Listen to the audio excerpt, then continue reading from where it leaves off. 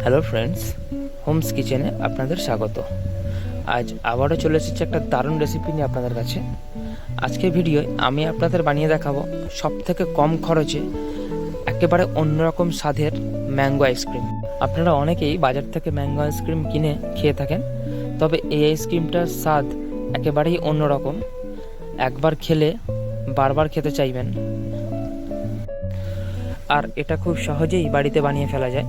মাত্র দুটো উপকরণ দিয়ে আজকে আমি আইসক্রিমটা বানাবো। এর জন্য কোনো ক্রিম, কনডেন্স মিল্ক, কর্নফ্লাওয়ার কোনো কিছুরই প্রয়োজন নেই। এখানে গ্যাসের ওপর একটা পাত্র নিয়েছি, এর মধ্যে নিচ্ছি 2 কাপ লিকুইড দুধ। আপনারা লিকুইড দুধের পরিবর্তে পাউডার দুধও ইউজ করতে পারেন। এরপর আমি এখানে লিকুইড দুধের সাথে পাউডার দুধও ইউজ করছি। আপনারা যদি শুধু পাউডার দুধ ইউজ করেন আলাদা ব্যাপার, আর লিকুইড দুধ ইউজ করলে চাইলে আপনারা এর সাথে পাউডার দুধ ইউজ করতে পারেন। পাউডার দুধটা আইসক্রিমের স্বাদটাকে আরও বাড়িয়ে তুলবে। তাই এখানে আমি 1 কাপ পাউডার দুধ নিয়ে নিলাম। এবার এটাকে ভালোভাবে মিক্স করে দিচ্ছি। দুধটা ভালোভাবে মিক্স করা হয়ে গেছে। এইবার গ্যাসটা জ্বেলে দিয়েছি। গ্যাসটা জ্বেলে দেওয়ার পরে এর মধ্যে দিচ্ছি 1 কাপ চিনি। আপনারা চিনিটা স্বাদ মতো কমাতে বাড়াতে পারেন। দুধটাকে এবার এইভাবে চালিয়ে যেতে হবে।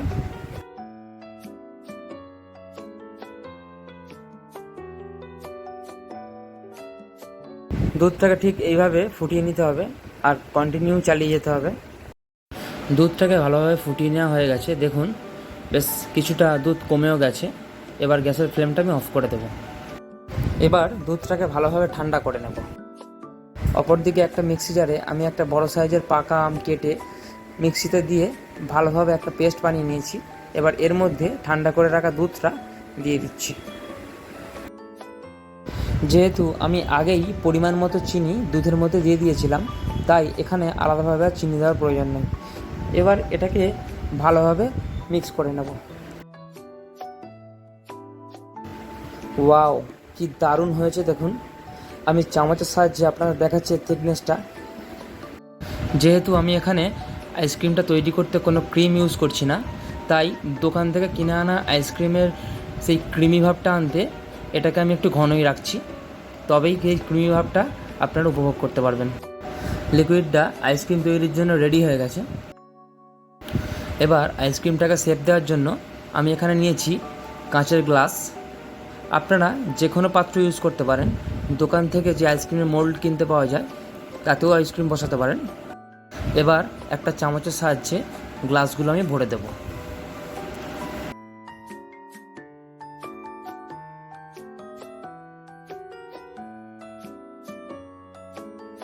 আইসক্রিমের জন্য যে লিকুইডটা বানিয়েছি সবগুলো গ্লাস ভর্তি হয়নি। যতগুলো হয়েছে ততগুলোতেই আমি এবার এর ওপরে যাতে বরফ না জমে যায় তাই প্লাস্টিক দিয়ে ঢেকে দিচ্ছি। আপনারা এখানে ফয়েল পেপার ইউজ করতে পারেন।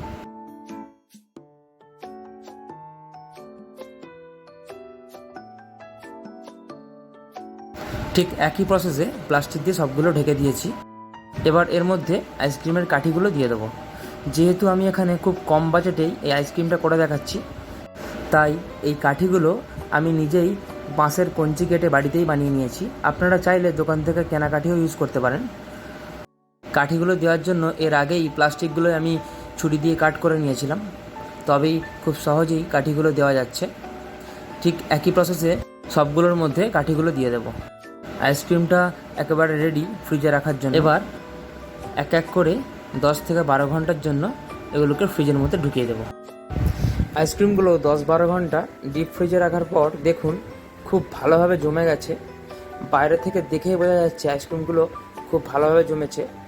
এবার এর উপরে প্লাস্টিকগুলো এক এক করে খুলে দেব।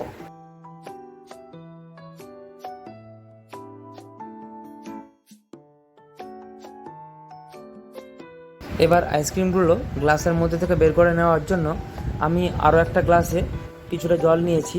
জলের মধ্যে এটাকে 2-1 বার নাড়ালেই আইসক্রিমটা খুব সহজেই বেরিয়ে আসবে।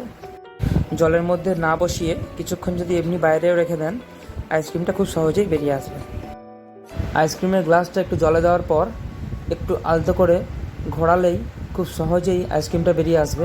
দেখুন কি কি দারুণ হয়েছে আইসক্রিমটা, দেখেই বোঝা যাচ্ছে আইসক্রিমটা কতটা ক্রিমি হবে। এই আইসক্রিম আমি আগেও বানিয়ে দেখেছি, খেতে ভীষণ সুস্বাদু হয়। বাজার থেকে কিনে আনা আইসক্রিমের থেকে একেবারে আলাদা টেস্ট। এই একই রকম প্রসেসে আমি আইসক্রিমগুলো সব গ্লাসের মধ্যে থেকে বার করে নেব।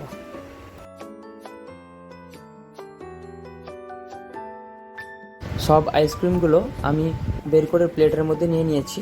এবার আমি কিছুটা কাজু ও কিছুটা আমন্ড গ্রেটারে গ্রেট করে রেখেছিলাম, আইসক্রিমগুলোর ওপরে আমি ভালোভাবে ছড়িয়ে দিচ্ছি। এটাতে দেখতে তো ভালো হয়ই, আইসক্রিমটা খেতেও ভীষণ ভালো লাগে। আইসক্রিমটা এমনিতেই ভীষণ ক্রিমি হয়েছে, আপনারা দেখেই বুঝতে পারছেন। আর ওপরে দেওয়া বাদামগুলো আইসক্রিমটা খাওয়ার সময় মুখে পড়লে আরও ভালো লাগবে। আইসক্রিমটা খেতে ভীষণ টেস্টি হয়, আপনারা অবশ্যই একবার বাড়িতে ট্রাই করে দেখতে পারেন। বাচ্চা থেকে বড় সবারই খুব ভালো লাগবে, একবার বানালে বারবার বানাতে চাইবেন।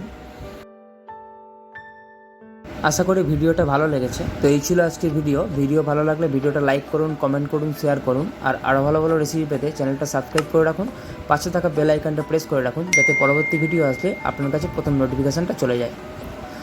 আর আইসক্রিমটা বাড়িতে বানানোর পর কেমন হলো কমেন্টে জানাতে ভুলবেন না।